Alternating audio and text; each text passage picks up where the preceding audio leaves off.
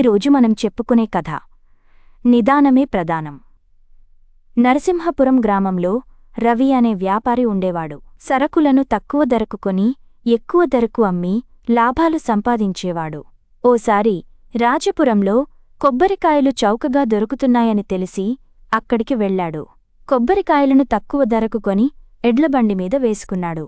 లక్ష్మీపురంలో ఎక్కువ ధరకు అమ్ముడవుతున్నాయని తెలిసి అక్కడ ఆ కొబ్బరికాయలను అమ్మడానికి బయలుదేరాడు. కాని ఆ ఊరికి ఎలా వెళ్లాలో దారి తెలియదు. లక్ష్మీపురానికి ఎలా వెళ్లాలో చెప్పమని సమీపంలో ఉన్న ఓ మేకల కాపరిని అడిగాడు.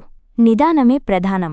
మీరు నెమ్మదిగా వెళ్తే గంట, వేగంగా వెళితే 2 గంటల సమయం అవుతుంది అని మేకల కాపరి జవాబిచ్చాడు. ఈ సమాధానానికి రవి తనలో తాను నవ్వుకుంటూ, ఈ మేకల కాపరి ఒట్టి అమాయకుడ్లా ఉన్నాడే అనుకున్నాడు. వెంటనే లక్ష్మీపురం గ్రామానికి చేరుకోవాలని ఆ దారిలో బండితో వేగంగా తిరిగి ప్రయాణం ప్రారంభించాడు. దారి మధ్యలో ఓ పెద్ద రాయి ఉంది.